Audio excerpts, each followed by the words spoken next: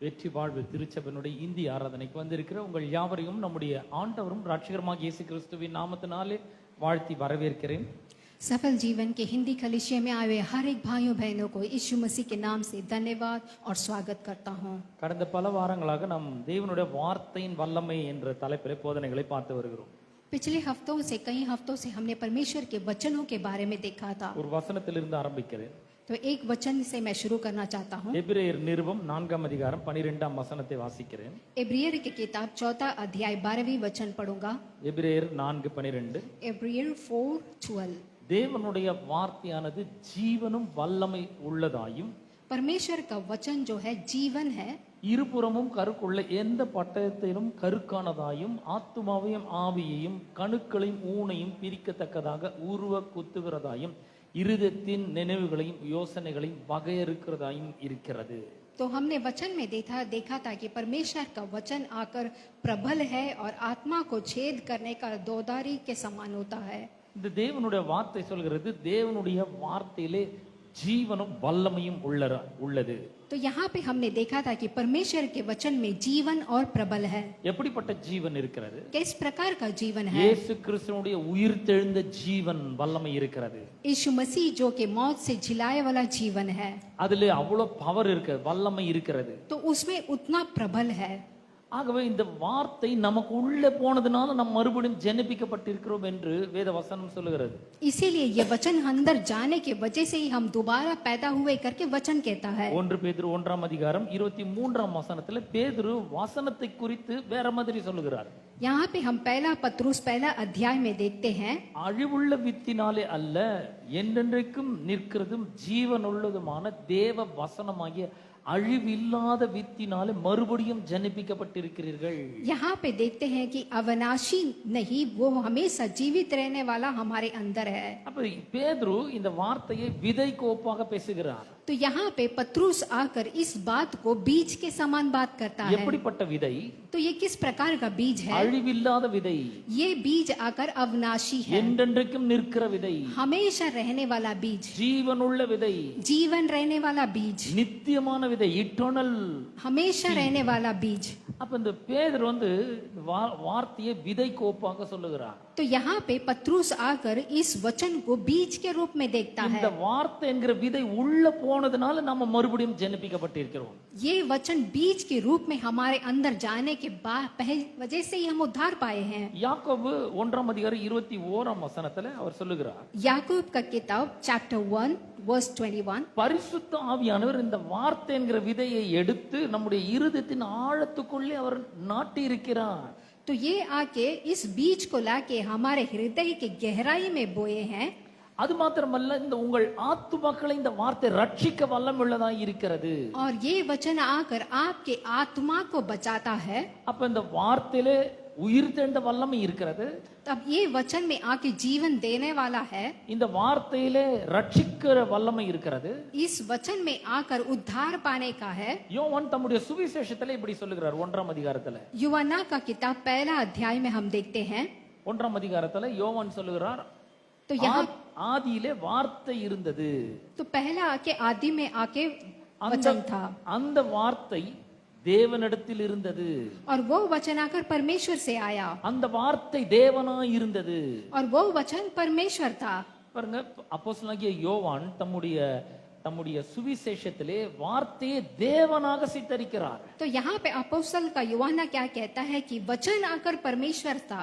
அப்ப இந்த வசனமாகிய தேவன் உள்ள போயிருக்கிறார். तो ये वचन आकर परमेश्वर के रूप में हमारे अंदर आते हैं. தேவனாலே நாம் மறுபடியும் பிறந்திருக்கிறோம். तो हम परमेश्वर के द्वारा दोबारा आकर पैदा होते हैं. 2ஆம் வசனத்துல அவர் சொல்கிறார், அவர் ஆதியிலே தேவனோடு இருந்தார். तो यहाँ पे दूसरा में देखते हैं वो आदि में परमेश्वर के साथ थे. 3ஆம் வசனம் சொல்கிறது, சகலமும் அவர் மூலமாய் உண்டாயிற்று. और तीसरा वचन कहता है सब कुछ उसी के द्वारा उत्पन्न हुआ. வசனமாகி அவர் மூலமாய் சகலமும் உண்டாயிற்று. तो वचन के द्वारा सब कुछ उनके द्वारा सृष्टि हुआ है। அப்ப அந்த வசனத்திலே சிருஷ்டிக்கும் வல்லமையும் இருக்கிறது. अब उस वचन में आकर सृष्टि करने का भी प्रबल है। வார்த்தையிலே உயிர்த்தெழுந்த வல்லமை இருக்கிறது. अब वचन में आकर नया जीवन देने का महत्व है। ரட்சிக்கிற வல்லமை இருக்கிறது. उद्धार पाने का महत्व है। ஒரு விஷயத்தை உருவாக்கக்கூடிய சிருஷ்டிக்கும் வல்லமை இருக்கிறது. और एक चीज को सृष्टि करने का उसमें महत्व அது है। மாத்திரமல்ல 4ஆம் வசனம் சொல்கிறது அவருக்குள் ஜீவன் இருந்தது. और चौथा वचन ये कहता है उसमें जीवन था। இப்ப பாருங்க, word is equal to God is equal to seed is equal to life. तो यहाँ पे वर्ड आके गॉड है, गॉड आके सीड हुआ, फिर आके वो जीवन बना। அந்த ஜீவன் மனுஷருக்கு ஒளியா இருந்தது. और वो जीवन आकर मनुष्य को एक उजाला बनकर था। பாருங்க, அந்த வார்த்தைக்குள்ள ஜீவன் இருக்கு, வல்லமை இருக்கு, ஒளி இருக்கிறது. अब उस वचन के अंदर जीवन है, प्रबल है और प्रकाशित है। அந்த வார்த்தை நமக்குள்ள போயிருக்கிறது. अब वो वचन हमारे अंदर आया है। அந்த வார்த்தை பரிசுத்த ஆவியானவர் எடுத்து நம்முடைய உள்ளத்துல வைத்திருக்கிறார், ஆவியில வைத்திருக்கிறார். अब उस वचन को पवित्र आत्मा हमारे अंदर डालता है। வெளியே நீங்க எப்படி வேணா இருக்கலாம், आप बाहर से कैसे भी रहें, ஆனா உள்ள பிரகாசம் இருக்கிறது. लेकिन अंदर प्रकाश है। உள்ளே நீங்கள் ஒளியாய் இருக்கிறீர்கள். अंदर आकर आप प्रकाश के रूप में हैं। 5ஆம் வசனம் சொல்கிறது அந்த ஒளி இருளிலே பிரகாசிக்கிறது. 5वीं वचन कहता है वो ज्योति अंधकार में चमकता रहा। பாருங்க, நீங்கள் இந்த உலகம் முழுக்க இருளிலே கிடக்கிறது, நீங்கள் உங்களுக்குள்ளே ஒளி இருக்கிற, நீங்கள் பிரகாசமா तो இருக்கிறீர்கள். देखिए ये दुनिया पूरा अंधेरा था, लेकिन आपके अंदर जो उजाला है उसके वजह से आप चमक रहे हैं। 5ஆம் வசனத்தினுடைய பிற்பகுதி சொல்கிறது இருளானது அதை பற்றி கொள்ளவில்லை, ஜெயிக்கவில்லை, மேற்கொள்ளவில்லை. तो यहाँ पे 5वीं वचन कहता है कि अंधकार ने उसे ग्रहण नहीं किया। சப்ப அந்த வார்த்தையில ஒளி இருக்கிறது. अब देखेंगे तो उस वचन में आकर उजाला அந்த है, ஒளி இருளில பிரகாசிக்கிறது. और वो उजाला के अंधेरा में प्रकाश कर रहा है, இருளானது அதை ஜெயிக்க முடியவில்லை. और वहाँ पे अंधेरा उसको ग्रहण नहीं कर पा रहा है। அப்படினா ஜெயிக்கிற வல்லமை உங்களுக்குள்ள இருக்கிறது. इसका मतलब क्या है? जीत पाने का प्रकाशित आपके अंदर है। எத்தனை பேருக்கு புரியுது நான் சொல்றது? कितने लोग को समझ में आ रहा है? உள்ள ஜெயிக்கிற வல்லமை இருக்கிறது. आपके अंदर जीत पाने का एक महत्व है। அந்த வல்லமை எதையெல்லாம் ஜெயிக்க முடியும்? अब वो महत्व किस किस को जीत सकता है? இது ஜீவன் இருக்கிறது. பாருங்க, அந்த வார்த்தையில ஜீவன் இருக்கிறது. क्योंकि उस वचन में आकर जीवन है। இந்த ஜீவனுக்கு ஆப்போசிட்னா மரணம். तो अब ये जीवन का ऑपोजिट क्या है? मौत। இந்த மரணத்தை ஜெயிக்கக்கூடிய வல்லமை, பவர் இந்த வார்த்தைக்குள்ள இருக்கிறது. अब आकर इस मौत को जीतने का प्रबल आकर आपके दिल में वचन में है, அந்த வார்த்தை தான் உங்களுக்குள்ள இருக்கிறது. और वो ही प्रबल आपके अंदर है। இந்த வார்த்தைக்குள்ள சிருஷ்டிக்கிற வல்லமை இருக்கிறது. और इस वचन के अंदर पे सृष्टि करने का महत्व है। இந்த வார்த்தையை நீங்க ரிலீஸ் பண்ணும்போது, और जब इस वचन को आप अपने मुंह से बोलते हैं, நீங்க ஜீவனை ரிலீஸ் பண்ணுகிறீர்கள். आप अपने जीवन को बोलते हैं। நீங்கள் வார்த்தையை ரிலீஸ் பண்ணும்போது, जब आप वचन को बोलते हैं, நீங்கள் ஒளியை ரிலீஸ் பண்ணுகிறீர்கள். आप आकर अपने अंदर का प्रकाश को रिलीज करते हैं। வார்த்தையை ரிலீஸ் பண்ணும்போது और जब आप वचन को बोलते हैं, அந்த இடமே பிரகாசம் அடைகிறது. और वो सारे जगह प्रकाश हो जाता है। வார்த்தையை ரிலீஸ் பண்ணும்போது जब आप वचन बोलते हैं, மரித்தவர்கள் உயிரோடு எழுந்திருக்கிறார்கள். जो भी मृत्यु हुए हो सब जिंदा होते हैं, ஏனென்றால் அந்த வார்த்தையில ஜீவன் இருக்கிறது. क्योंकि उस वचन में जीवन है। இந்த வார்த்தை எங்க இருக்கிறது? अब ये वचन कहाँ है? எனக்குள்ள இருக்கிறது, आपके अंदर है। உங்களுக்குள்ள இருக்கிறது. आपके अंदर है। உங்களுக்குள்ள வார்த்தை இருக்கா? हालेलुया। கரங்களை உயர்த்தி காட்டுங்க. வார்த்தை இருக்கா உள்ள? क्या आपके अंदर वचन है? Yes, you hallelujah. have the word of God. आपके अंदर वचन है। If you have the word of God, you have light. अगर आपके अंदर वचन है तो आप में प्रकाश भी है। If you have the word of God, you have life. अगर आपके अंदर परमेश्वर का वचन है तो आपके अंदर जीवन भी है। If you have the word of God, you have the resurrection power. अगर आपके अंदर परमेश्वर का वचन है तो दोबारा जीवित होने का भी प्रकाश If you है। have the word of God, you have the creative power. अगर आकर आपके अंदर आकर वचन है तो आपके अद्भुत सोच भी है। If you have the word of God, you have the overcoming power. अगर आपके अंदर वचन है तो आप मुसीबतों को पार करने का प्रकाशित भी So, है। எல்லா பவரும் உங்களுக்கு உள்ளே இருக்கிறது. तो सारा महत्वपूर्ण चीजें आपके अंदर है। So you are not ordinary. तो आप आके एक साधारण सा मनुष्य You नहीं are है, an extraordinary person. आप बहुत ही अद्भुत लोग हैं।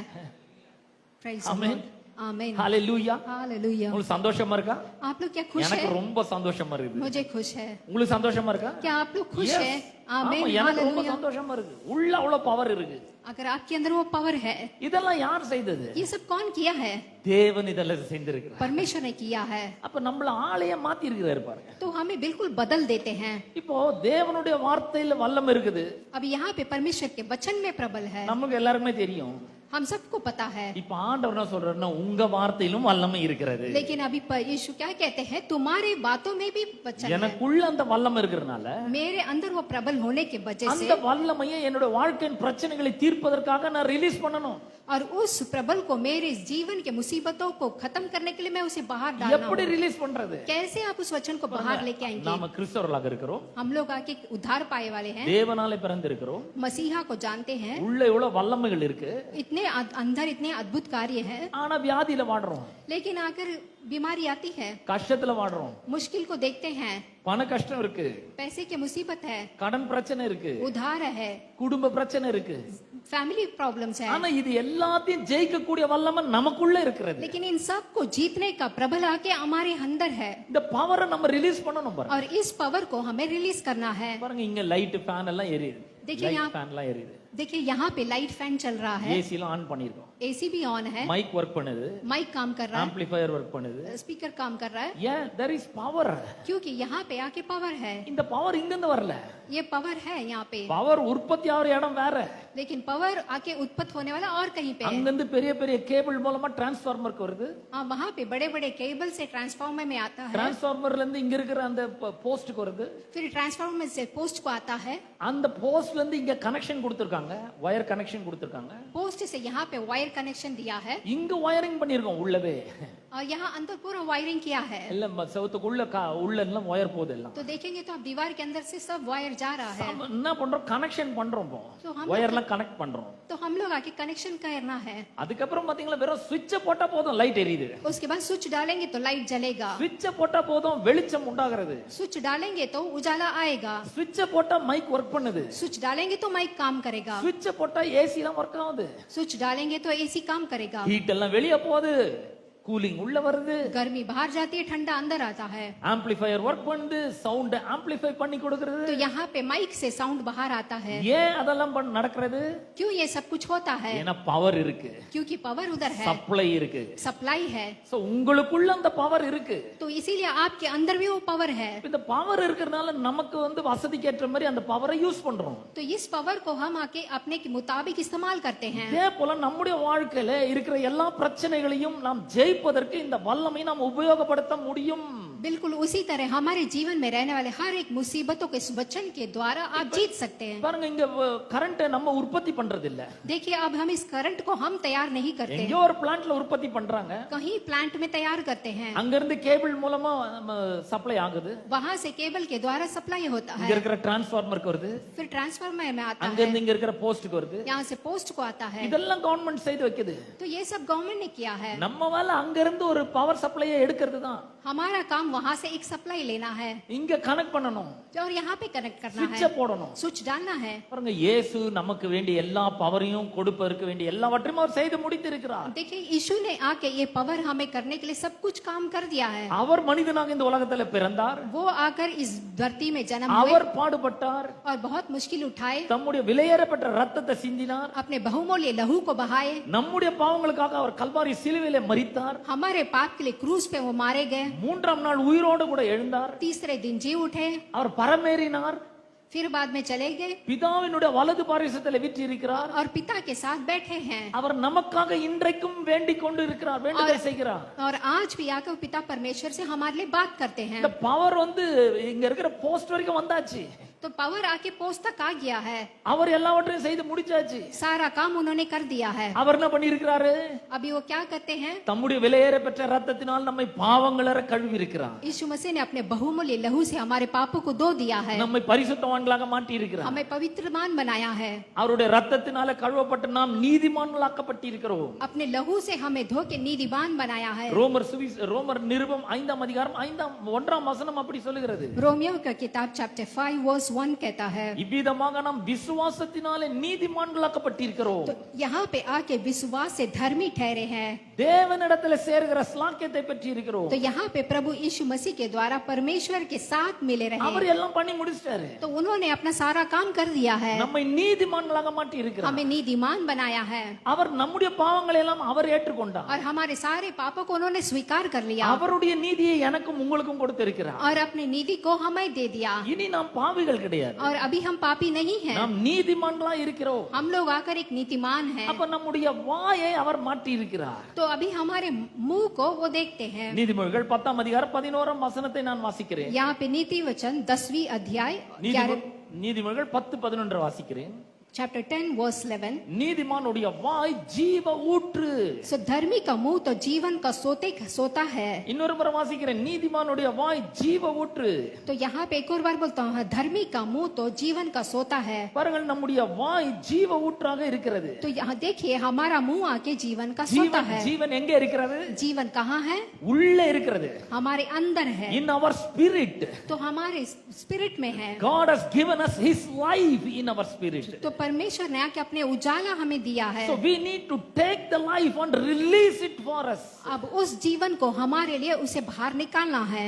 எப்படி நாம் அதை வெளியெடுக்கிறது? अभी हम इसे कैसे बाहर निकालेंगे? வாய் ஒரு கருவி போல இருக்கிறது. तो मुंह के द्वारा निकालना है. பூமிக்கு அடியில தண்ணீர் இருக்கிறது. अभी देखिए भूमि के नीचे पानी है. நாம என்ன பண்றோம்? போர் போடுறோம். हम लोग एक बोर डालते हैं, 300 அடி ஆழத்துக்கு போர் போடுறோம். 300 गहराई डालते हैं, அங்க தண்ணி இருக்கு. उसमें पानी है, நல்ல பைப் இறக்குறோம். पाइप डालते हैं, எல்லாம் செஞ்சு முடிக்கிறோம். सब खत्म करते हैं. அதுக்கப்புறம் மோட்டர் போட்டவன ஸ்விட்ச் ஆன் பண்ண உடனே தண்ணி கிடைக்குது நமக்கு. उसके बाद जब आप मोटर का स्विच ऑन करते फिर पानी मिलता है. அதே போல தான் பாருங்க, வாய் ஒரு ஸ்விட்ச் மாதிரி இருக்குது, ஒரு மோட்டார் மாதிரி இருக்கிறது. तो बिल्कुल उसी तरह से आपका मुंह एक स्विच और मोटर की समान है. அந்த மோட்டார் 300 அடி ஆழத்தில் இருக்கிற தண்ணீரை மேல கொண்டு வருகிறது. वो मोटर आके 300 फीट के नीचे जो पानी ऊपर लेके आता है. இந்த மோட்டார் நம்முடைய இருதயத்தின் ஆழத்தில் இருக்கிற ஜீவனை வெளியே கொண்டு வருகிறது. और ये मुंह का जो मोटर है जो हमारे दिल में जो वचन है उसे बाहर लेके आता இதை है. இன்னொரு மொழியாக்கத்துல பேசு. अभी मैं एक और मैं बोलता हूँ. The mouth of a good person is a deep life giving well. तो अपने दिल के गहराई में जो वचन है उसे बाहर लेके आता है. So there is a well inside of your spirit. तो आपके अंदर एक जीवन है. It is a life giving spirit. वो जीवन देने वाला एक स्पिरिट है. It is a life giving well. वो जीवन देने वाला है It is a deep well. और एकदम अंदर है. நீங்கள் அதிலிருந்து மொண்டு எடுக்க வேண்டும். और उससे आपको बाहर निकालना है. You have to take the living water from your spirit through your mouth. जीवन का जल को आपको अंदर से बाहर लेके आना है. அப்ப உங்க வாயை சரியான விதத்துல நாம் பயன்படுத்துகிறவர்களாக இருக்க வேண்டும். तो देखिए आप अपने मुंह को सही तरीके से इस्तेमाल करना है. வாய் ஜீவ ஊற்று போல செயல்படுகிறது. तो यहाँ पे आपका मुंह आकर जीवन का सोता है. பாருங்க, இந்த உலகத்துல தண்ணி இல்லைன்னா நம்ம எதுவுமே பண்ண முடியாது. ये दुनिया में पानी नहीं है तो हम कुछ भी नहीं कर सकते. தண்ணீர் கிடைக்கும் பொழுதுதான் அது ஜீவ ஊற்றா இருக்கிறது. அந்த தண்ணீர் கிடைக்கும் பொழுது நம்ம உயிர் பிழைக்க முடியும். तो अगर जब पानी मिलता है तभी हम जीवित रह सकते हैं. பாருங்க, சிம்சோன் லேகி என்ற ஒரு இடத்துல அவன் வந்து மிகுந்த தண்ணீர் தவனமா இருக்கிறான். தண்ணீர் தாகம் இருக்குது அவனுக்கு. तो सिमसोन आके लेवी एक जगह पे आके बहुत ही आके प्यासा था. நியாயாதிபதிகள் 15ஆம் அதிகாரத்துல இந்த சம்பவம் இருக்கிறது. यहाँ पे गिनती के किताब में हम देखेंगे. அவன் அப்பொழுதுதான் மிகப்பெரிய ஒரு ரட்சிப்பை செய்கிறான். तो वहां पे आके वो एक देखता है, பச்சை கழுதை தாடை எலும்பை எடுத்து 1000 பேரை அவன் கொன்று போடுகிறான். तो वहां पे आके एक हड्डी को लेके 1000 लोग को मार देता है. அதற்கு பிற்பாடு அவனுக்கு தாகம் உண்டாகிறது. तो उसके बाद आकर उसको बहुत ही प्यास लगता है. அவனுக்கு தாகம் உண்டான உடனே तो जब उसको प्यास आता है तो அவனுக்கு வந்து ஒரு ரொம்ப கஷ்டமா உயிர் போக போகிறது என்று கதறுகிறான். तो वो आके उसका जीवन जाने वाला है करके वो रोता है. 18ஆம் வசனத்தை வாசிக்கிறேன். तो यहाँ पे मैं वचन 18 पढ़ता हूँ. அவன் மிகவும் தாகம் அடைந்து तो वो बहुत ही प्यासा था கர்த்தரை நோக்கி கூப்பிட்டு और परमेश्वर को देख के पुकारने लगा, தேவரீர் உமது அடியேனின் கையினால் இவ்வளவு பெரிய ரட்சிப்பை கட்டளையிட்டு இருக்க இப்பொழுது நான் தாகத்தினால் செத்து விருத்த சேதனம் இல்லாதவர்கள் கையில விழ வேண்டுமோ என்றான். तो वो परमेश्वर से पूछता है कि मैं बहुत ही प्यासा हूँ. பாருங்க, தண்ணீர் நமக்கு எல்லா இடத்துலயும் தண்ணீர் கிடைக்கிறது. तो देखिए पानी तो बहुत सारी जगहों पे मिलता है, ஆகவே அதை பற்றி நம்ம ரொம்ப திங்க் பண்றது கிடையாது. तो उसके बारे में हम बहुत कुछ सोचते नहीं है। தாகம் எடுத்த தண்ணி எடுத்து குடிச்சுக்கிறோம். तो अगर प्यास लगती है तो हम पानी लेके पी लेते ஆனா हैं, இவனுக்கு தாகம் இருக்கு, தண்ணி கிடைக்கல. लेकिन यहाँ पे इसको प्यास है, पानी नहीं मिला, அந்த இடம் மனாந்தரமா இருக்கிறது. क्योंकि वो आके मरुस्थल है। பாருங்க, கர்த்தர் என்ன பண்றாரு? 19ஆம் வசனம், அப்பொழுது தேவன் அந்த லேகியில் உள்ள பள்ளத்தை பிளக்க பண்ணினார். तो वहां पे देखते हैं कि परमेश्वर आके इस लेवी की जगह पे पानी उत्पन्न करते हैं, அதிலிருந்து தண்ணீர் ஓடி வந்தது. और उसमें से बहुत सारा पानी बाहर आया, அவன் குடித்த பொழுது அவன் உயிர் திரும்ப வந்தது, அவன் பிழைத்தான். और जब वो पानी को पिया उसका जीवन वापस आया। So this water is a life giving well.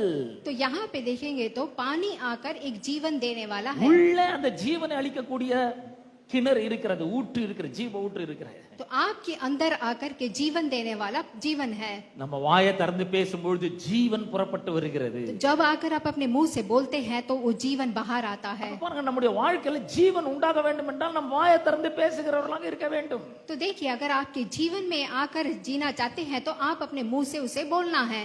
எதை வேணா பேசக்கூடாது. कुछ भी चाहे तो आप बात नहीं कर கர்த்தர் सकते। சொல்லி இருக்கிற வசனங்களை, நம்மை குறித்து சொல்லி இருக்கிற வசனங்களை நாம் பேச வேண்டும். परमेश्वर ने हमारे लिए जो वचन रखा है उसको बोलना है। அப்ப இந்த வார்த்தைகள் ரொம்ப ரொம்ப முக்கியமா இருக்கிறது. तो ये वचन आके बहुत ही मुख्य है, வாய் ரொம்ப முக்கியமானதா तो இருக்கிறது. हमारा मुंह आके बहुत ही मुख्य है। அதுல இருக்கிற நாவு, tongue is a very important thing.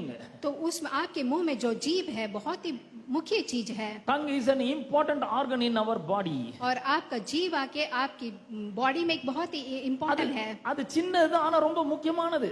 बहुत छोटा है लेकिन बहुत ही मुख्य है। பாருங்கள், இந்த நாவை குறித்து வேத வசனம் சொல்லுகிற பாருங்கள். तो देखिए जीभ के बारे में वचन क्या कहता है। இந்த வசனம் யாக்கோபு 3ஆம் அதிகாரத்துல तो याकूब 1ஆம் का வசனத்திலிருந்து किताब வாசிக்கிறேன். याकूब चैप्टर 3 वर्स 1 से पढ़ूंगा। யாக்கோபு நிருபம் 3ஆம் அதிகாரம் 1ஆம் வசனத்திலிருந்து வாசிக்கிறேன். चैप्टर 3 वर्स 1 से पढ़ूंगा, याकूब का किताब। என் சகோதரரே, அதிக ஆக்கினை அடைவோம் என்று அறிந்து உங்களில் अनेகர் போதகர் ஆகாதிருப்பீர்களாக. तो यहाँ पे देखते हैं कि तुमसे बहुत से उपदेश ना बने, क्योंकि जानते हुए कि हम उपदेशक और भी दोषी நாம் ठहरेंगे। எல்லாரும் अनेக விஷயங்களில் தவறுகிறோம். और हम लोग आके बहुत सारी चीजों में आके चूक जाते हैं। ஒருவன் சொல் தவறாதவனானால் அவன் பூரண புருஷனும் தன் சரீரம் முழுவதையும் கடிவாளத்தினால் அடக்கிக் கொள்ளக்கூடியவனுமாய் இருக்கிறான். अगर कोई वचन में चूक जाता है तो वो आके सिद्ध मनुष्य है। பாருங்கள், குதிரைகள் நமக்கு கீழ்ப்படியும்படிக்கு அவைகளின் வாய்களில் கடிவாளம் போட்டு அவைகளுடைய முழு சரீரத்தையும் திருப்பி நடத்துகிறோம்.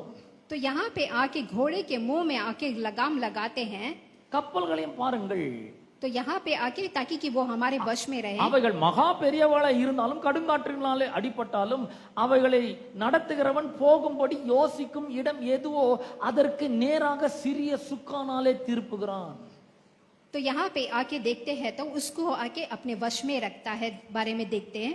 யாக்கோபு 2 உதாரணங்களை இங்க தருகிறார். तो यहाँ पे याकूब आके 2 उदाहरण देता है। நாவினுடைய முக்கியத்துவத்தை பற்றி சொல்லுகிறார். जीव का मुंह का एक मुख्यत्व बताता है, அதுக்கு 2 உதாரணங்களை தருகிறார். और 2 उदाहरण बोलता है। ஒன்று குதிரை, இன்னொன்று கப்பல். और एक आके दूसरा है, நம்ம டெய்லி குதிரையை பார்க்கறது இல்ல, हम डेली घोड़े को नहीं देखते हैं நம்ம டெய்லி கப்பல்களை பார்க்கறது और கிடையாது. डेली नाव को नहीं देखते हैं, ஆனா முதல்ல இங்க சொல்லி இருக்கிறத நம்ம பார்ப்போம். लेकिन यहाँ पे वचन में देख रहे हैं। குதிரையை நாம் திருப்ப வேண்டும் என்றால் நம்முடைய சுய பலத்தினால முடியாது.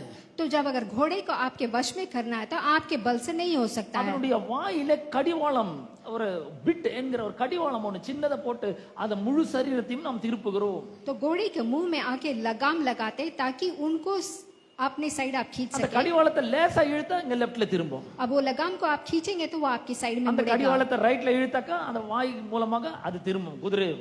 उस लगाम को आप राइट साइड में खींचेंगे तो वो राइट साइड मुड़ेगा। இப்ப ரெண்டாவது உதாரணம் கொடுக்கிறார், கப்பலை பாருங்கள். तो यहाँ पे दूसरा हम देखते हैं कि नाव को देखो। இந்த ரெண்டுமே ரொம்ப பெரியவைகள், ஹியூஜ். तो ये दोनों आके बहुत ही बड़ा है। கப்பல் ரொம்ப பெருசு. तो यहाँ पे ये जहाज आके बहुत बड़ा होता அவர் है। சொல்ற கப்பல்களை பாருங்கள். तो यहाँ पे आके जहाज को देखिए, நீங்க சிந்திச்சு பாருங்க கொஞ்சம் கப்பல் எவ்வளவு பெருசுன்னு. तो आप सोच के देखिए कितना बड़ा होता है பல அடுக்குகளை கொண்டது கப்பல் பாருங்க. और बहुत ही बिल्डिंग जैसा रहता है वो அவைகள் மகா பெரியவைகளா இருக்கிறது. बहुत बड़ा रहता है பெருங்காற்றுகளால் அடிபடுகிறது. और बहुत हवाओं से गुजरता है। பாருங்க ஷிப்புக்கு எக்ஸ்டர்னல் ஃபோர்ஸ் மூலமா நிறைய பிரச்சனைகள் வருகிறது. तो देखिए बहुत सारे घने हवा की वजह से उसको कई मुसीबतें आती है, ஆனா அந்த ஷிப்புக்குள்ள ஒரு கேப்டன் இருக்கிறாரு. लेकिन आके उस शिप के अंदर एक कैप्टन रहता है। யாக்கோபு சொல்லுகிறார், அவன் போகும்படி யோசிக்கும் இடம் எதுவோ அதற்கு நேராக சிறிதான சுக்கானாலே திருப்புகிறான். तो यहाँ पे याकूब कहता है जो रास्ते में आपको जाना है वहाँ पे वो देखता है। பாருங்க நம்ம சின்ன சின்ன விஷயங்கள்ல ரொம்ப அதிக கவனம் செலுத்துறதே கிடையாது. देखिए हम छोटे छोटे चीजों पे बहुत गौर नहीं लगाते हैं। கடிவாளம் ரொம்ப சின்னதா இருக்கும். तो பிட் ये लगाम आके बहुत ही छोटा होता है, கப்பல்ல சுக்கான் ரொம்ப சின்னதா இருக்குது. तो जहाज का भी बहुत छोटा होता ஆனா है, அவ்வளவு பெரிய ஷிப் அது டர்ன் பண்ணுகிறது. लेकिन वो इतने बड़े शिप को जहाज को आके मुड़ाता है। உள்ள இருக்கிற கேப்டன் அந்த சுக்கான திருப்ப அந்த ஷிப்பை திரும்புகிறதை பார்க்கிறோம். तो अंदर का कैप्टन आके उसे घुमाते वो भी घूमता है। சரி, குதிரையும் கப்பலையும் ரொம்ப டெய்லி நம்ம பார்க்கிறது கிடையாது. तो यहाँ पे आके जहाज और आके घोड़े को नहीं देखते हैं, ஆனா நம்ம டெய்லி பார்க்கிற ஒண்ணு இருக்கு. लेकिन हम आके यहाँ पे कार। डेली देखते हैं। கார், அதனுடைய ஸ்டியரிங் வீல். कार को हम देखते हैं, कार के स्टेयरिंग को। பாருங்க, காலையில நான் சர்ச்சுக்கு வரணும்னு நினைக்கிறேன். तो कार में आके चर्च को आते हैं, நான் யோசிக்கிறேன், இங்க வரணும் யோசிக்கிறேன். मैं सोच रहा हूँ यहाँ पे आना है, கார்ல ஏறி உட்கார்றேன். कार में बैठ जाता हूँ, ஸ்டியரிங் வீல திருப்புறேன். स्टेयरिंग को मुड़ाता हूँ, கார் ஏதோ இந்த பக்கம் இருக்குது, कार आके उस तरफ है, அந்த காரை இந்த பக்கமா திருப்புறேன்.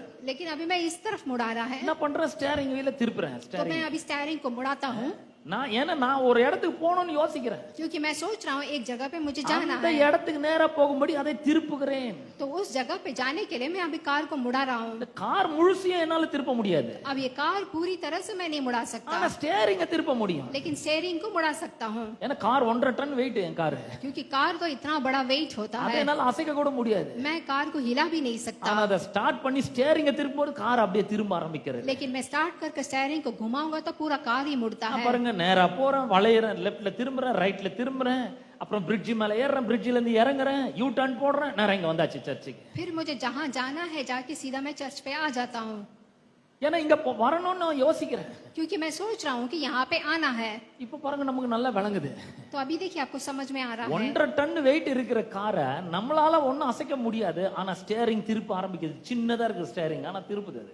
तो देखिए इतना भारी कार को हम नहीं मुड़ा सकते, लेकिन एक छोटा सा स्टेयरिंग मुड़ा सकता है। இப்ப பாருங்க, யாக்கோபு 3ஆம் அதிகாரத்துக்கு வருவோம். तो यहाँ पे याकूब 3रा अध्याय में हम आएंगे। 5ஆம் வசனத்தை வாசிக்கிறேன். यहाँ पे मैं 5वीं वचन पढ़ता हूँ। அப்படியே நாவானதும் சிறிய அவயவமா இருந்தும் பெருமையானவைகளை பேசும் பாருங்கள். तो यहाँ पे देखते जीव आके एक छोटा सा अंग है, लेकिन वह बड़ी बड़ी बातें करती है। சிறிய நெருப்பு எவ்வளவு பெரிய காட்டை கொளுத்தி விடுகிறது. देखिए एक छोटा सा आग आकर कितने बड़े நீங்க आग जला देता நீங்க है। எப்பயாவது ஃபயர் ஆக்சிடென்ட் பார்த்திருக்கீங்களா? कभी आपने फायर एक्सीडेंट देखा है क्या? ஃபயர் ஆக்சிடென்ட் ஒரு சில வினாடிகள் அவ்வளவுதான். तो फायर एक्सीडेंट एक छुट्टी में होता है। பாருங்க, யூடியூப்ல நிறைய வீடியோஸ் எல்லாம் வரும் பாருங்க. அதுல பாத்தீங்கன்னா இந்த காருங்க எல்லாம் பற்றி எரியுது. திடீர்னு நல்லா போயிட்டே இருக்கும், திடீர்னு கார் பற்றி எரிகிறத நம்ம பாக்குறோம். आपने YouTube में देखा था कि कार जाता रहता है, लेकिन अचानक आग लग जाता है। ஒரு சில வினாடிகள்ல ஃபுல் காரை எரிஞ்சு முடிஞ்சிடும், அவ்வளவுதான். तो क्षण भर में आके पूरा कार आग लग जाता है। நிமிஷம் எல்லாம் கூட கிடையாது, சில வினாடிகள் தான்.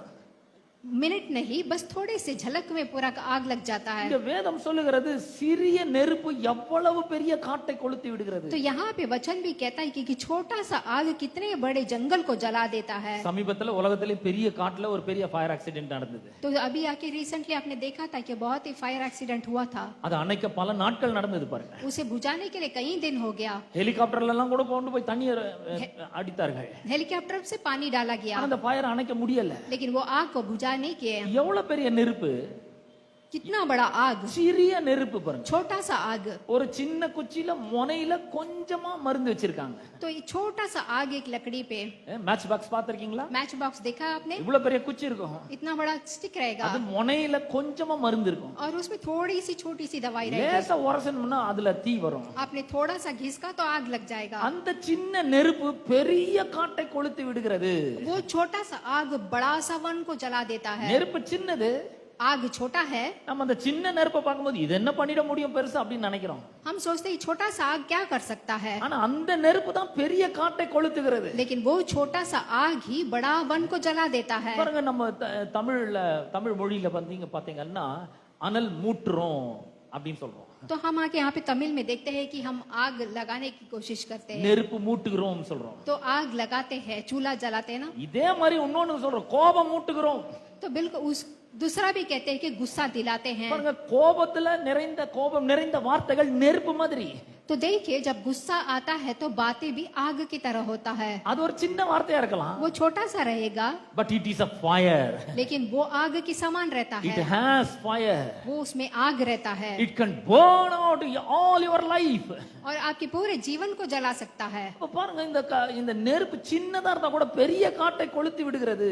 देखिए ये आग छोटा रहता है लेकिन पूरे वन को जला देता है। யாக்கோபு 3 அதிகாரம் 6 வசனம் சொல்கிறது, याकूब का किताब चैप्टर 3 वर्स 6 पढ़ता हूँ, நாவும் நெருப்பு தான். जीव भी एक आग है।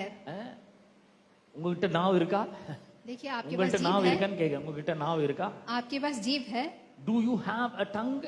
वायु है ना, आपके पास जीव है, Then you should be very careful. It is fire, Bible says. तो आपको आके बहुत ही केयरफुल रहना वचन कहता है। When you speak, fire comes out. जब आप बोलते हैं मुंह से आग निकलता அது है வந்து அநேகருடைய வாழ்க்கையை அழிக்கிறது. और वो आके बहुत सारे जीवन को जला देता है, ஏனென்றால் 6 வசனம் சொல்றது நாவும் நெருப்பு தான். क्योंकि वचन 6वां कहता है कि அது जीव भी आग है அது அநீதி நிறைந்த உலகம்.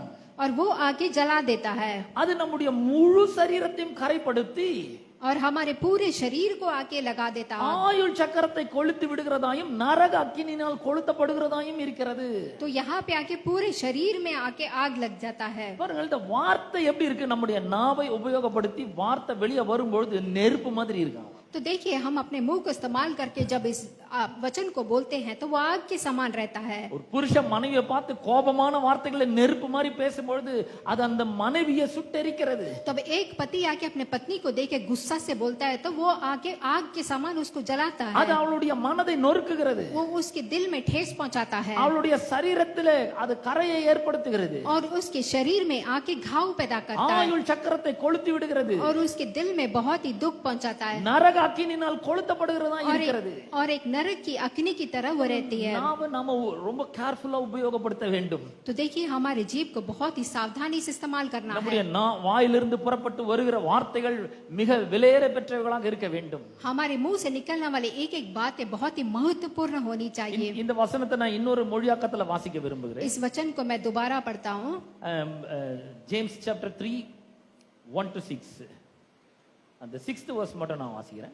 6th वर्स पढ़ूंगा मैं। Just like fire damages a forest, तो यहाँ पे देखिए जीव भी एक आग है। when we say things that are evil, we harm many people. तो यहाँ पे जीव हमारे अंगों में अधर्म का एक लोका है। பாருங்க எவ்வளவு பெரிய டேமேஜ் ஏற்படுத்துது तो பாருங்க. देखिए- சின்ன ஃபயர். तो देखिए एक छोटा सा आग कितना सारा नुकसान पहुंचाता है। ஃபயர் ரொம்ப சின்னதுதான், आग बहुत ही छोटा है ஆனா டேமேஜ் ரொம்ப பெருசு. लेकिन नुकसान बहुत ही बड़ा है। அது ஒரு காட்டையே கொளுத்தி விடுகிறது. वो एक वन को ही जला देता है It damages a forest. और पूरे वन को आके नुकसान कर देता है। ஃபாரஸ்ட் ரொம்ப பெருசு, तो वन आकर बहुत ही बड़ा होता है, ஃபயர் ரொம்ப சிறுசு. आग बहुत छोटा है ஆனா அது ஏற்படுத்துகிற டேமேஜ் ரொம்ப பெருசு. लेकिन वो आके इतना बड़ा नुकसान पहुंचा देता है। நாவு கூட அதே மாதிரி தான். बिल्कुल जीभ भी उसी तरह है। Words are so small. आपका मुंह से निकलने वाले बातें छोटा रहता है। Words that we are speaking looks like very small, but it damages many lives. भले ही हमारे मुंह से निकलने वाली बातें छोटा लगता हो लेकिन बहुत सारे लोग को नुकसान कर देता है। What we say reveals that there is much evil in us. तो जब हम बोलते हैं उसमें बहुत ही बुराइयां रहती है। What we say contaminates, defiles all that we think and do. तो वो आके कलंक लगाती है वो ऐसी बातें। What we speak तो हम जो बोलते हैं contaminates, defile तो वो कलंक लगा देती है। what we think and do. और हम जो सोचते हैं और जो करते हैं, How much careful we are. तो देखिए हम लोग कैसे हैं। Just like a flame of fire easily causes the whole surrounding area to burn. तो एक छोटा सा आग के पूरे जगह को घूम के आग लगा देता है, easily causes तो बहुत ही आसानी से सब जगह से आग फैल जाता है। the whole surrounding area तो सारे घूमकर सब जगह पे आग फैल जाता है, to burn. तो जलाने के लिए। What we say can cause others to want to do evil. तो हम आकर जो बोलते दूसरे को भी आपकी नुकसान करता है। Why it is happening and how it is happening. तो ये कैसे होता है और क्यों होता है? The Bible says बाइबल कहता है it is the devil himself who causes us to speak what is evil. तो कभी आके शत्रु आके हमें बोलता है क्या बुराई बोलना है அந்த करके। பிசாசுக்கு உங்களுடைய வாயும் நாவும் தேவை. तो देखिए शत्रु को आके आप क्या बोलना है उसको चाहिए। The devil can't touch you तो डेविल शत्रु आके आपके पास बात because करता God है is protecting you. और वहां लेकिन यीशु आके आपको प्रोटेक्ट करते His हैं। angels are giving divine protection to you. स्वर्गदूत आपको प्रोटेक्ट करते हैं Since you are born again, he can't touch you. क्योंकि यीशु मसीह के आप संतान है और शत्रु आपको छू नहीं सकता, ஆனா அவன் ஒன்ன செய்ய முடியும். इसीलिए शत्रु आपको कुछ नहीं कर सकता। உங்களை ஏமாத்தி உங்க நாவு மூலமா உங்க வாழ்க்கையில ஒரு ஃபயரை கொண்டு வர முடியும். लेकिन शत्रु आके आपको आके चीट करके आपके मुंह से एक बात निकाल कर जीवन में आग लेके आ அது सकता உங்க है வாழ்க்கையை டேமேஜ் பண்ண முடியும். और आपके जीवन में नुकसान पहुंचा உங்களை सकता है। சுற்றி இருக்கிறவங்களுடைய வாழ்க்கையை டேமேஜ் பண்ண முடியும். आपके सराउंडिंग में जो है उनके जीवन को नुकसान कर सकता But the है। devil causes you to speak evil. तो आके शत्रु आकर आपको उकसाता है बुरी चीजें बोलने के He लिए, is the reason. तो शत्रु ही उसका एक कारण है। அவனுக்கு நல்லா தெரியுது உங்களுடைய நாவை பயன்படுத்தினா அதுல இருக்கிற பவர் மாதிரி வேற எங்கேயுமே இல்ல. अब शत्रु को पता आपके जीव में जो प्रबल है वो और किसी चीज में नहीं है। அவன் என்ன பண்றான், நரக அக்கினியை கொண்டு வந்து நாவில வைக்கிறான். तो अब वो शत्रु क्या करता है कि नरक का आग को आपके मुंह में रखता है। இந்த நாவு என்ன பண்ணுது, முழு சரீரத்தையும் கரைப்படுத்துகிறது. अब ये जीव आके आपके पूरी शरीर को गंदा करता ஆயுள் है சக்கரத்தை கொளுத்துகிறது. और पूरा आके गंदा करता है। 120 வயசு வரைக்கும் வாடுறவன் 50 வயசுல செத்து போயிடுறான். देखिए अब 50 साल में ही मर जाता है। ஏன் தெரியுமா? क्यों पता है? பிசாசு நரக அக்கினி கொண்டு வந்து வாயில வைக்கிறான். क्योंकि शत्रु आकर हमारे मुंह में आके डालता है। அவங்க சொல்றாங்க நான் இருந்து என்ன பிரயோஜனம். हम कभी कभी सोचते हैं मैं रह के क्या करने वाला हूँ। நரக அக்கினி எப்படி வைக்கிறான் பாருங்க. तो देखिए शत्रु आपके मुंह में कैसे उल्टी फुल्टी बातें நான் डालता है। வாழ்ந்து யாருக்கு என்ன பிரயோஜனம்? मैं जी के दूसरे के लिए क्या कर सकता हूँ। நான் வாழறதை விட பேசாம சாகலாம். मैं जीने के बदले मरना अच्छा है। நரக அக்கினியை கொண்டு வந்து வைக்கிறான். तो शत्रु देखिए आपके मुंह में नरक ना- की बातें डालता है। நாம் இந்த வார்த்தைகளை பேசும்பொழுது நரக அக்கினி நம்முடைய வாழ்க்கையை டேமேஜ் பண்ணுகிறது. तो जब हम ऐसे बातें बोलते हैं हमारे जीवन को आकर वो डैमेज करता है, நம்முடைய ஆயுள் சக்கரத்தை கொளுத்துகிறது. तो हमारे आयु को आके वो जलाता है। நாம் अनेक ஆண்டுகள் வாழ்ந்து தேவனுடைய நோக்கத்தையும் திட்டத்தையும் இந்த பூமியிலே நிறைவேற்ற வேண்டும். हम बहुत साल जीकर परमेश्वर के उद्देश्य को पूरा करना है, அநேகருக்கு சுவிசேஷத்தை சொல்ல வேண்டும். बहुत लोग को प्रचार करना है, தேவனுடைய அன்பை சொல்ல வேண்டும். परमेश्वर அநேகருக்கு के प्यार को बोलना है, அவர் எவ்வளவு இரக்கமுள்ளவர் நல்லவர் என்பதை சொல்ல வேண்டும். परमेश्वर बहुत अच्छे हैं करके बोलना அவர் है, எவ்வளவு ஆசீர்வதிக்கிறவர் என்று சொல்ல வேண்டும். परमेश्वर आपको आशीष करेगा करके बोलना है। இந்த உலகத்திலே அவருடைய ஆசீர்வாதங்களை பெற்று மக்களுக்கு நாம் தர வேண்டும். इस दुनिया में परमेश्वर के आशीष को लेके आप दूसरे को देना है, அதற்கு நாம் உயிரோடு இருக்க வேண்டும். इसके लिए मुझे जिंदा रहना है। அதற்காக தான் தேவன் நம்மை வைத்திருக்கிறார். इसी के लिए परमेश्वर ने हमको रखा है। ஆனா பிசாசு தந்திரமாக செயல்படுகிறான். लेकिन यहाँ पे देखिए शत्रु आकर बहुत ही चतुर से काम The करता है। devil causes you to speak the words that are evil, that damages your life. लेकिन शत्रु आकर आपको बुरी बातें बोलने पर मजबूर करता है जो आपके जीवन को बर्बाद करता है। நீங்க உயிரோடு இருக்கணும்னு விரும்பணும். आप आके चाहना है कि मुझे जिंदा रहना है, நிறைய பேர் சொல்ல ஆமாங்க நான் உயிரோடு இருக்கணும் கண்டிப்பா.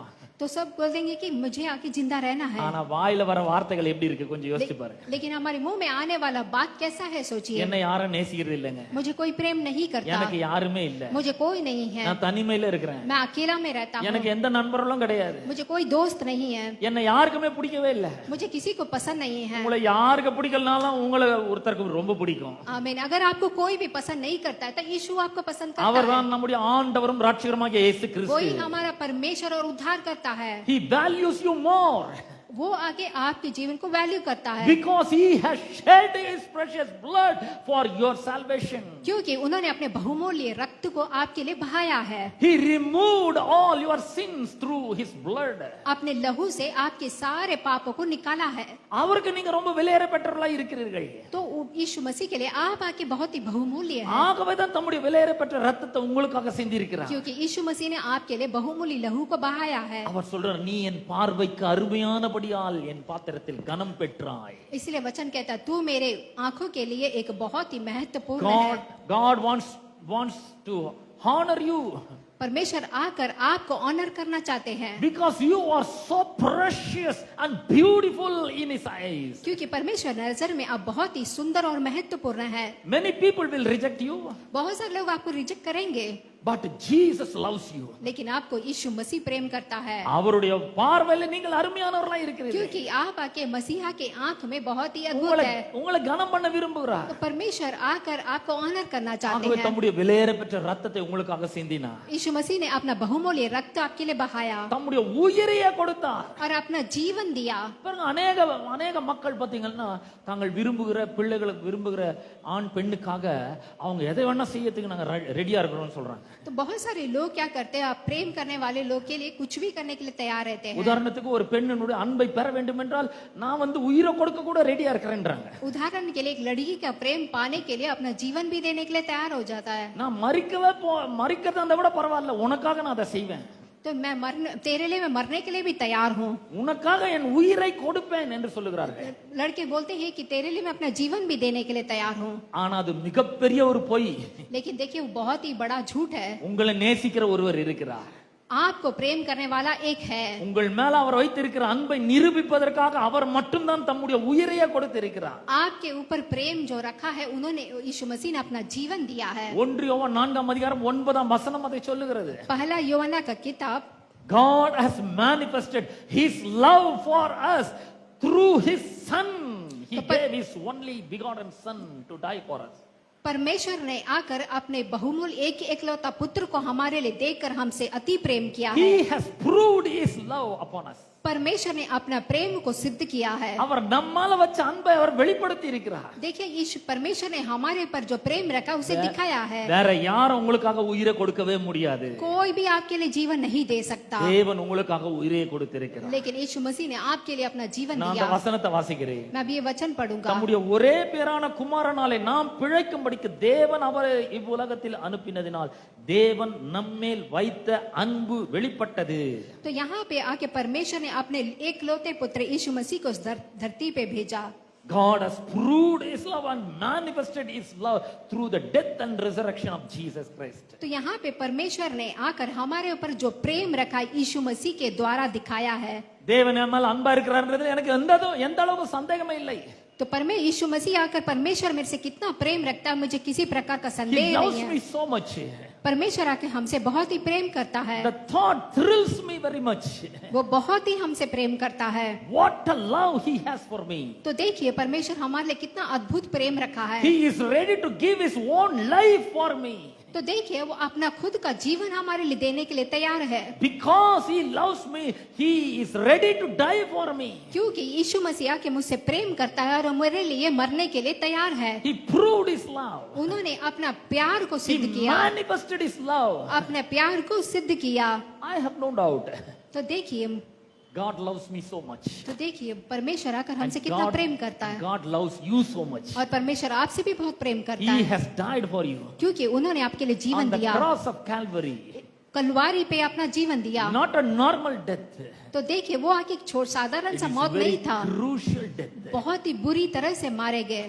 அவர் அந்த கேடடைந்தார், உங்களுக்காக அவர் மரித்தார். देखिए आपके लिए और मेरे लिए यीशु मसीह मारा गए। இந்த விதத்துல ஒருத்தரும் உங்களை நேசிக்கவே முடியாது. तो इस दुनिया में ऐसा कोई भी आपसे प्रेम नहीं कर सकता। அவர் உங்களிடத்தில் அன்பாய் இருக்கிறார். आपने से प्रेम करता है, ஆகவேதான் அவர் தம்முடைய குமாரனை உங்களுக்காக கொடுத்திருக்கிறார். इसीलिए परमेश्वर ने अपने इकलौते पुत्र को दे दिया। அவர் மரித்து அந்த அன்பை நமக்கு வெளிப்படுத்தி காண்பித்திருக்கிறார். यीशु मसीह ने मर के अपना प्रेम को हमें दिखाया। சில சொல்றாங்க என் புருஷன மாதிரி யாரும் என்ன நேசிக்கவே முடியாது. कोई कहता है मेरा पति समान मुझे कोई प्रेम नहीं करता, என் மனைவி மாதிரி யாருமே என்ன நேசிக்க முடியாது. मेरी पत्नी जैसा कोई मुझसे प्रेम नहीं कर सकता, எங்க அப்பாவை மாதிரி யாருமே என்ன நேசிக்க முடியாது. मेरे पिता के समान कोई मुझे आके प्रेम नहीं कर எங்க सकता, அம்மா மாதிரி யாருமே என்ன நேசிக்க முடியாது. और मेरे माता के समान मुझे कोई प्रेम नहीं कर सकता, என் அண்ணன மாதிரி யாரும் என்ன நேசிக்க முடியாதுன்னு சொல்றாங்க. मेरे भाई के जैसा कोई मुझे प्रेम नहीं कर सकता। நோ, இயேசுவை போல உங்களை யாரும் நேசிக்கவே முடியாதுங்க. नहीं, यीशु के जैसा आपको कोई प्रेम नहीं कर सकता। His love surpasseth all understanding.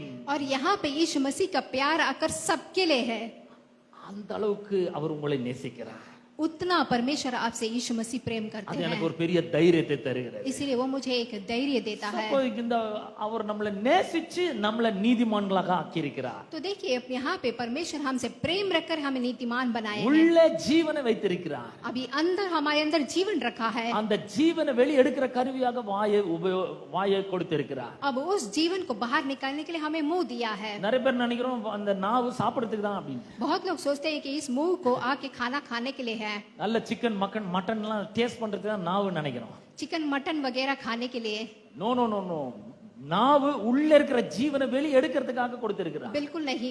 मुंह आके अंदर का जो जीवन है उसे बाहर लाने के लिए दिया है। நாவு ஒரு ஜீவ ஊற்று போல இருக்கிறது. तो मुंह आकर एक जीवन का सोता है। பாருங்க, இந்த பக்கம் இயேசு இருக்கிறார், इस तरफ यीशु मसीह है என்னுடைய இடது பக்கத்துல பிசாசு இருக்கிறான். और यहाँ पे शत्रु है। The devil causes me to speak the words that are evil. तो यहाँ पे आके शत्रु आके बुरी बुरी बातें करने के लिए मुझे बोलता है। He tries to take the fire from hell and put it in my mouth. He is trying that. और वो नरक से आग को उठाकर मेरे मुंह में डालने की कोशिश करता है। நீங்க யோசிக்கலாம், என்னங்க பிசாசு இவ்வளவு பண்றான், கர்த்தர் வேடிக்கை பார்த்து நிற்கிறாரு. तो आप सोचते होंगे कि शत्रु इतनी सारे काम करता இல்ல है। இல்ல, அவர் வேடிக்கைலாம் பார்க்கல. वो आके देखता है, அவர் இன்னொன்னு பண்றாரு. वो तमाशा देखते हैं। அவர் என்ன பண்றாரு? பரலோக அக்கினியை கொண்டு வந்து நம்முடைய நாவல வைக்க முயற்சி பண்ணுகிறார். अब यीशु मसीह क्या कहता है? स्वर्ग से वहां का आग आके हमारे मुंह में रखता है। அப்போஸ்தலர் 2ஆம் அதிகாரத்தை திருப்புவோம். अपोस्तल के किताब 2 अध्याय देखेंगे। 3ஆம் வசனத்திலிருந்து வாசிக்கிறேன். 3 वचन से मैं पढ़ूंगा। அல்லாமலும் அக்கினிமயமான நாவுகள் போல பிரிந்திருக்கும் நாவுகள் அவர்கள் ஒவ்வொரு மேலும் வந்து அமர்ந்தது. तो यहाँ पे देखेंगे वो उन्हें आग सा जीव आके दिखाई देगा। தேவன் நமக்கு பரிசுத்த ஆவியானவரை கொடுத்திருக்கிறார். तो परमेश्वर ने आके हमें पवित्र आत्मा दिया है। பரிசுத்த ஆவியானவர் யார்? पवित्र आत्मा कौन है? அவர் பரலோகத்திலிருந்து வருகிற அக்கினியா இருக்கிறது. और वो स्वर्ग दूत से आया हुआ आग है। பாருங்க, 2 அக்கினி இருக்கு. तो देखिए 2 आग है। ஒன்னு பிசாசு கொண்டு வருகிறான், एक शत्रु लेके आता है இன்னொன்னு தேவன் கொண்டு வருகிறான். और एक आके परमेश्वर देता है। ஒரு அக்கினி நரகத்திலிருந்து வருகிறது, एक आग आके नरक से आता है இந்த அக்கினி பரலோகத்திலிருந்து வருகிறது. और एक आग आके स्वर्ग से आता है। இந்த நரக அக்கினி நம்முடைய முழு சரீரத்தையும் கரைப்படுத்துகிறது. अब ये नरक का आग आके हमारे पूरी शरीर को घाव करता है। ஆனால் பரலோக அக்கினி நம்மை கரைகளை எல்லாம் நீக்குகிறது. लेकिन स्वर्ग का आग हमारे सारे दागों को दूर करता है। இந்த நரக அக்கினி நம்முடைய ஆயுள் சக்கரத்தை கொளுத்து விடுகிறது. अब ये नरक का आग आके हमारी आयु को कम करता है। ஆனால் பரலோக அக்கினி பரிசுத்த ஆவியானவர் நம்முடைய ஆயுளை அதிகப்படுத்துகிறவராய் இருக்கிறார். लेकिन आके स्वर्ग का आग आके हमारी आयु को बढ़ाता है। இது நரக அக்கினினால் கொளுத்தப்படுகிறதா இருக்கிறது. तो यहाँ पे नरक का अग्नि से भी जलते हैं ஆனால் இது பரலோக அக்கினினால் கொளுத்தப்படுகிறதா இருக்கிறது. और यहाँ पे स्वर्ग का अग्नि भी है। நீங்க ஒருவேளை யோசிக்கலாம், உண்மையிலே இதெல்லாம் நடக்குதாங்க? तो आप सोचते होंगे कैसा है करके। இதெல்லாம் நிஜம்தானா, உண்மைதானா? ये सब सच है झूठ है आप सोचते होंगे। எரேமியா தீர்க்கதரிசி புத்தகம் 1ஆம் அதிகாரத்தை திருப்புவோம். यहाँ पे एरेमिया का किताब 4ஆம் வசனத்திலிருந்து வாசிக்கிறேன். அப்பொழுது கர்த்தருடைய எரேமியா 1:4 அப்பொழுது கர்த்தருடைய வார்த்தை எரேமியாவுக்கு உண்டாகி, நான் உன்னை தாயின் வயிற்றில் உருவாக்கும் முன்னே உன்னை அறிந்தேன், நீ கர்ப்பத்திலிருந்து வெளிப்படும் முன்னே நான் உன்னை பரிசுத்தப்படுத்தி ஜாதிகளுக்கு தீர்க்கதரிசியா இருக்கும்படி கட்டளையிட்டேன். तो यहाँ पे आके परमेश्वर ने आके स्वर्ग को कोक में ही देख लिया है। वो आके जाति लोगों को भविष्यवाणी बता पुकारने की तरह रखते हैं। அப்பொழுது நான் கர்த்தராகிய ஆண்டவரே, இதோ நான் பேச அறியேன், சிறு பிள்ளையா இருக்கிறேன் என்றேன். तो यहाँ पे आके मैं एक छोटा बालक के समान हूँ करके कहते हैं। ஆனாலும் கர்த்தர், நான் சிறு பிள்ளை என்று நீ சொல்லாதே. तो यहाँ पे आके कहते हैं कि तू छोटा लड़का है करके मत बोलना। மத்து போல்னா சொல்லாத அப்படின்றாரு.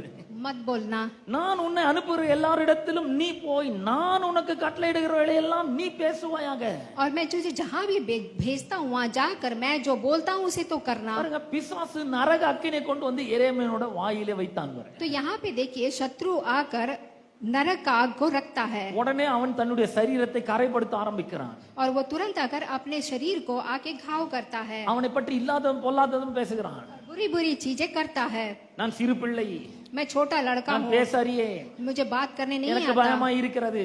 मुझे डर लगता है। இதெல்லாம் பிசாசு கொண்டு வருகிற तो வார்த்தைகள். ये सब कुछ शत्रु ही डालता है। கர்த்தர் சொல்றாரு, நான் உன்னை அனுப்புகிற எல்லாரிடத்திலும் போய் நான் உனக்கு என்ன கட்டளை எடுக்கிறேனோ அதை பேசு அப்படி. तो यहाँ पे परमेश्वर कहते हैं मैं तुझे जो बोलता हूँ जहाँ भेजता हूँ उसे तू बात कर। 8ஆம் वचனம் சொல்ற நீ அவர்களுக்கு பயப்பட வேண்டாம். तो यहाँ पे 8वीं वचन कहता है तू उसको डरने की जरूरत नहीं है। எரேமியா ஜனங்களை பார்த்து பயப்படுறான். तो यहाँ पे एरेमिया आके लोगों को देख के डरता नहीं है। நான் சின்ன பிள்ளையா இருக்கேனே, मैं छोटा लड़का हूँ, நான் எப்படி தீர்க்கதரிசனம் உரைக்கிறது, मैं कैसे भविष्यवाणी बोल நான் सकता பேச हूँ, அறியாதவனா இருக்கிறேனே, मुझे बात करने नहीं आता நான் है। போய் பேசினா எப்படி ஜனங்கள் கேட்பார்கள், अगर मैं बोलूंगा तो लोग कैसे स्वीकार करेंगे, எனக்கு பயமா இருக்கிறது. मुझे बहुत डर लग रहा है। கர்த்தர் சொல்ற நீ அவங்களுக்கு பயப்பட வேண்டாம், लेकिन ये यहाँ परमेश्वर कहते हैं मत डर, உன்னை காக்கும்படிக்கு உன்னுடனே கூட நான் இருக்கிறேன் तुझे संभालने के लिए मैं तेरे साथ हूँ। என்று கர்த்தர் சொல்லி यहाँ पे परमेश्वर कहते हैं, 9ஆம் வசனம் கர்த்தர் தமது கரத்தை நீட்டி तो यहाँ पे आके 9वीं वचन में परमेश्वर अपने हाथ को लंबा என் करके வாயை தொட்டு मेरे मुंह को छूकर இதோ என் வார்த்தைகளை உன் வாயிலே வைக்கிறேன், और उनके अंदर जो बात है उसके मुंह में डालते हैं। என் வார்த்தைகளை உன் வாயிலே வைக்கிறேன். तो मैं अपने बातों को तेरे मुंह में रखूंगा। இதுல அக்கினி எங்க வருது? तो ये आके आग कौन सा है? இதே எரேமியா தீர்க்கதரிசன புத்தகம் 23ஆம் அதிகாரம் तो यही एरेमिया का किताब चैप्टर 23 29ஆம் வசனத்தை வாசிக்கிறேன். 23-29 of Jeremiah. என் வார்த்தை அக்கினியை போலும் கண்மலை நொறுக்கும் சம்மட்டியை போலும் இருக்கிறதல்லவோ என்று கர்த்தர் சொல்லுகிறார். तो परमेश्वर का वचन जाके एक हथौड़ा के समान है पहाड़ को तोड़ने का। கர்த்தர் எரேமியாவின் வாயை தொட்டார். तो यहाँ पे आके परमेश्वर ने आके एरेमिया के मुंह को छुआ அவருடைய வார்த்தை எடுத்து வாயில வைக்கிறாரு. और अपने बात को उनके मुंह में रखा। அதாவது அக்கினி எடுத்து வாயில வைக்கிறார். तो यहाँ पे उस आग को उठा के उसके मुंह में रखा। இப்ப எரேமியாவின் நாவு பரலோக அக்கினியினால் தொடப்படுகிறது. तो अभी एरेमिया का मुंह आके स्वर्ग का आग से छुआ गया है। இது வரைக்கும் இல்லாத ஒரு புதிய பலன் அவனுக்குள்ளே வருகிறது. अब तक जो आके उसके पास बल नहीं था वो बल आया। கர்த்தர் சொல்கிறார் பார் பிடுங்கவும் இடிக்கவும் கவிழ்க்கவும் அவிழ்க்கவும் அழிக்கவும் கட்டவும் நாட்டவும் நான் இன்றைய தினம் ஜாதிகள் மேல உனக்கு அதிகாரத்தை கொடுக்கிறேன். तो परमेश्वर आके यहाँ पे एरिया को हर एक चीज पे आके अधिकार दिया होता है। இந்த வார்த்தையில எவ்வளவு பவர் இருக்கு तो பாருங்க. देखिए आपके बातों में कितना आके एक प्रबल है। அந்த வார்த்தை தாங்க அக்கினி. आपके बात ही आके आग के समान है। வார்த்தை ஃபயர் மாதிரி இருக்கு. तो आपका मुंह से निकलने वाली बात ही आग के समान है। இந்த வார்த்தை நம்ம வாயில இருக்கும் பொழுது तो जब ये बात हमारे मुंह में रहता है பிடுங்க முடியும் இடிக்க முடியும், तो उसे आके उखाड़ भी सकते हैं, धक्का मार भी सकते हैं, அழிக்க முடியும் கவிழ்க்க முடியும், उसको आके उतार सकते, खोल सकते हैं, கட்ட முடியும் நாட்ட முடியும். और उसे आके आप बांध सकते हैं, उगा सकते हैं। பாருங்க 4 காரியம் ரொம்ப மோசமானது, 2 காரியம் ரொம்ப பாசிட்டிவானது. तो देखिए 4 चीज आके भी पॉजिटिव होता है। பிடுங்கிறது இடிக்கிறது, तो यहाँ पे उखाड़ने वाला, धक्का मारने वाला, அழிக்கிறது கவிழ்க்கிறது, फिर बाद में मिटाने वाला। இந்த 4 பிற்போக்கான ஒன்று. तो ये 4 आके दूसरा है। இந்த 2 கட்டுறது நாட்டுறது, तो यहाँ पे 2 जो है कि बांधने वाला, அது ரொம்ப பாசிட்டிவானது. और वो पॉजिटिव है। பாருங்க கர்த்தர் உங்களுடைய வாழ்க்கையை கட்ட விரும்புகிறார். अभी आके परमेश्वर आके आपके जीवन को बांधना चाहता உங்களுடைய है, குடும்பத்தை கட்டி எழுப்ப விரும்புகிறார். आपके परिवार को बांधना चाहता உங்களுடைய है, பொருளாதாரத்தை கட்டி எழுப்ப விரும்புகிறார். आपके फाइनेंशियल को बांधना चाहता உங்களுடைய है, சந்தோஷத்தை கட்டி எழுப்ப விரும்புகிறார். आपके जीवन में खुशियों को बांधना உங்களுடைய चाहता है, சமாதானத்தை கட்டி எழுப்ப விரும்புகிறார். आपके समाधान को बांधना चाहता है। உங்களுடைய வாழ்க்கையில பிசாசினால் கொண்டு வரப்பட்ட எல்லா தீமைகளையும் இடிக்கவும் பிடுங்கவும் கவிழ்க்கவும் அழிக்கவும் அவர் விரும்புகிறார். शत्रु के दिए द्वारा आए हुए हर एक चीज को आपके जीवन से निकालना How चाहते can you हैं। do that? तो वो आके कैसे कर सकते हैं? Open your mouth and speak the word of God. और आप अपने मुंह को खोल के परमेश्वर के वचन को बोलिए। The word of God is like a fire. तो परमेश्वर का वचन आके एक आग के समान है, It can build your inner man. और आपके अंदर के आत्मा को वो बना सकता है, It can build your spirit. वो आपके आयु को बढ़ा सकता है, It can build your personal life. आपके जीवन को बढ़ा सकता है, It can build your finances. और आपके पैसों को आके बढ़ा It can सकता है, build your healing. और आपकी चंगाई को बढ़ा सकता है, It can build the church. और आपके कलीसिया को बढ़ा सकता It है, can build anything. किसी को भी बढ़ा सकता है, Because the word has the power. क्योंकि वचन में उतना महत्व है। What you must do, you have to speak the word of God with faith and with the help of the Holy Spirit. आप आकर पवित्र आत्मा के मदद के जरिए परमेश्वर के वचन को बोलना अपने मुंह से। கர்த்தருடைய வார்த்தையை பரிசுத்த ஆவியானவருடைய உதவியோடு கூட விசுவாசத்திலே நீங்கள் பேசும் பொழுது, पवित्र आत्मा के मदद से परमेश्वर के वचन को विश्वास के साथ बोलना है நீங்கள் உங்க வாழ்க்கை எங்க போக வேண்டும் என்று யோசிக்கிறீர்களோ அதை நோக்கி செலுத்த முடியும். और आप अपने जीवन कहाँ जाना है करके आप सोचते हैं वहां आप जा सकते हैं। நிறைய பேருடைய ஷிப் வியாதின்ற இடத்துல இருக்குது, துறைமுகத்துல இருக்கு. तो बहुत सारी का शिप आके कहाँ रहता है, அவங்க சுகம் என்கிற ஹார்பருக்கு போகணும்.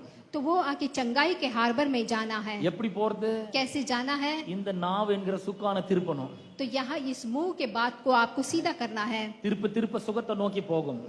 आप आके बार बार बोल बोल की चंगाई की ओर बढ़ना है। அநேக கிறிஸ்தவர்களுடைய வாழ்க்கை தரித்திரம் என்கிற ஒரு துறைமுகத்துல இருக்கு, ஹார்பர்ல இருக்கு. और बहुत सारे आके विश्वासियों का जीवन आके गरीबी में है। நிறைய கிறிஸ்தவர்களுடைய வாழ்க்கை இல்லாமை, குறைவு, தாழ்ச்சி, பற்றாக்குறை என்ற ஹார்பர்ல இருக்கு. और बहुत सारे विश्वासियों के जीवन में कमी घटिया रहती है। அவர்கள் நிறைவு, ஏராளம், தாராளம், புரண்டு ஓடுதல், வழிந்தோடுதல் என்கிற ஹார்பருக்கு போகணும். लेकिन वो आकर एकदम भरपूर ना आशीष वाले हार्बर को जाना है। எப்படி போறது? कैसे जाना है? இந்த ரட்டரை சொல்லணும். तो ये आके आपके मुंह में आपको वचन को बोलना है। You must use the rudder, the tongue, your tongue. तो आप आकर अपने मुंह में आके वचन बोलना है। When you use your tongue, जब आप अपने जीभ को इस्तेमाल करते உங்கள் हैं நாவை நீங்கள் உபயோகப்படுத்தும் போது உடனே நீங்க போய் சேர்ந்துட முடியாது. तो आप जब अपने मुंह को इस्तेमाल करते तुरंत आप नहीं जा सकते हैं। ஒண்ணுமே நடக்காது போல தெரியலாம். आपको लगता है कुछ भी नहीं हो रहा होगा। பாருங்க, சென்னை துறைமுகத்துல ஹார்பர்ல ஒரு கப்பல் நிக்குது, ஷிப் நிக்குது. चेन्नई हार्बर में एक शिप खड़ा है। You just imagine that. आप आके इमेजिन करिए சென்னை ஹார்பர்ல ஒரு ஷிப் நிக்குது. चेन्नई हार्बर में एक शिप खड़ा है அந்த ஷிப் அந்தமானுக்கு போகணும். और वो शिप अंडमान जाना है। இது இப்போ இன்னைக்கு ஈவினிங் 5:30 மணிக்கு கிளம்புது. अभी इवनिंग 5:30 बजे जाता है எல்லாம் போர்டு ஆயிட்டாங்க, எல்லாம் உள்ள போர்டு ஆயிட்டாங்க. और सब लोग अंदर आ गए हैं। இப்போ அந்த ஷிப் கிளம்புது. अभी वो शिप जाने वाला है। கேப்டன் ரட்டரை திருப்புறாரு. अभी कैप्टन आके रटर को घुमाता है। அடுத்த நொடியா போயிடுதா? இல்ல, तुरंत नहीं पहुंचते हैं। அது மெதுவா நகர ஆரம்பிக்கிறது. धीरे से वो हिलता है। ஒரு நாள் முழுக்க போகிறது. एक दिन फुल जाता है। கடல்ல பயணம் செய்கிறது. समुद्र में जहाज जाता है। அந்தமான் இன்னும் வரல. अंडमान नहीं आया கப்பல் நடு கடல்ல இருக்கிறது. और जहाज बीच समुद्र में है। ஐயோ, அந்தமான் போகணும்னு நினைச்சா நடு கடல்ல வந்து தத்தளிக்கிறேன்னு சொல்றோம். मैं अंडमान जाने के लिए सोचा लेकिन बीच समुद्र में हूँ। 2-3 நாள்ல அந்த அந்தமான் ஹார்பரை போய் சேர்ந்துரும். तो दो दिन लगेंगे अंडमान जाने அதே के போல लिए। தான் பாருங்க, இன்னைக்குல இருந்து நம்ம இந்த டங்குன்ற ரட்டரை ஆரம்பிக்கும் பொழுது बिल्कुल उसी तरह आप आकर वचन को बार बार बोलना है। 1-2-3 நாள்ல ஒண்ணும் நடக்காத போல தெரியலாம். 1-2 दिन में कुछ नहीं होता। 1-2 வாரத்துல ஒண்ணும் நடக்காத மாதிரி தெரியலாம். 1-2 दिन में नहीं होने की तरह लगता But होगा। your life started heading towards that goal. लेकिन आपका जीवन आकर उस लक्ष्य को पहुंचने तक रहता है। சுகம் என்கிற ஹார்பருக்கு நேரா போக ஆரம்பிச்சாச்சு. चंगाई के जगह पे, வெற்றி என்கிற ஹார்பருக்கு போக जीत ஆரம்பிச்சாச்சு. के हार्बर में, ஆசீர்வாதம், செழிப்பு என்கிற ஹார்பரை நோக்கி செல்ல ஆரம்பித்தாயிடுச்சு. आपका जहाज आकर जीत के हार्बर में जाना है। நல்ல நல்ல இடங்களுக்கு போக ஆரம்பிச்சாச்சு. अच्छी जगह पे जाना है। நான் சொல்றேன், ஒவ்வொரு நாளும் வாயை திறந்து பேசுங்க. तो देखिए एक दिन आके आप परमेश्वर के वचन को बोलिए। உங்களுக்கு உள்ள இருக்கிற ஜீவனை ரிலீஸ் பண்ணுங்க. आपके अंदर जो जीवन है उसे बाहर लेके आइए லைட்டை ரிலீஸ் பண்ணுங்க. और अपने प्रकाश को रिलीज कीजिए। ஒரு பிரச்சனை வந்தோன்னா ஐயோன பிரச்சனை வந்துடுச்சு தலைமையில கை வச்சு சோர்ந்துட கூடாது. एक मुश्किल आता है तो गाल पे हाथ रख के बैठ नहीं जाना है। Start speaking the word, powerful word of God. परमेश्वर के वचन को बोलने को प्रयास कीजिए। ப்ராப்ளம்லாம் உடைஞ்சு சுக்குநூறா போயிடும். सारे प्रॉब्लम टूट कर चूर हो जाएंगे நீங்க பத்திரமா அந்த ஹார்பரை போய் அடைவீர்கள். और एकदम सही सलामत आप पहुंचने वाले जगह எத்தனை पे பேர் पहुंचेंगे। விசுவாசிக்கிறீங்க? कितने लोग विश्वास நம்ம எல்லாரும் करते எழுந்து இருப்போம், வாயை திறந்து हैं? பேசுங்க. सब ஒவ்வொரு अपनी நாளும் अपनी பேசுங்க. जगह पे खड़े हो जाएंगे। Every day speak the powerful word of God. एक दिन परमेश्वर के वचन को बोलिए You will definitely reach the good harbor. और जरूर आप आकर एक अच्छे हार्बर में पहुंचेंगे। Let us all praise God for the truth. सब मिलकर परमेश्वर को धन्यवाद करेंगे Let us open our mouth and thank God for the truth. और अपने मुंह को खोलकर परमेश्वर का धन्यवाद करेंगे। Please open your mouth and thank God. अपने मुंह को खोलकर बोले। Practice this here. हर एक दिन इसको आके प्रयास करें। Hallelujah. Praise the Lord. Thank you Jesus. Thank you Jesus. Thank you Jesus. Thank you Jesus. கேட்ட சத்தியத்திற்காக உமக்கு நன்றி செலுத்துகிறோம் ஆண்டவரே. நன்றி செலுத்துகிறோம், நன்றி செலுத்துகிறோம், நன்றி செலுத்துகிறோம். Thank you Jesus. Thank you Jesus for the truth you have revealed through the Holy Spirit of Father. Hallelujah. Hallelujah. Help us to speak the word of God in trials, Lord. In the time of tribulation of Father, help us to speak your word, Lord. The word is like the fire, Lord. Let the fire from heaven burn everything, Father. Hallelujah. Hallelujah. That are evil in our lives, oh Father. Hallelujah. Thank you, Jesus. Thank you, Jesus. Jesus. Thank you, Father. I praise you, Lord. Hallelujah. Hallelujah. I ask our beloved sister to say the closing prayer. सब मिलकर प्रार्थना करेंगे। पिता परमेश्वर, Glory. Hallelujah, यीशु मसीह इस अद्भुत दिन के लिए धन्यवाद, इस अद्भुत वचन के लिए धन्यवाद पिता परमेश्वर। हर एक दिन पिता परमेश्वर हम परमेश्वर के वचन को बोल पाए पिता परमेश्वर। एक दिन नहीं, 2 दिन पिता परमेश्वर, हमारे जीवन में हम लगातार परमेश्वर के वचन को हम बोले और अपने लक्ष्य को पहुंचे पिता परमेश्वर।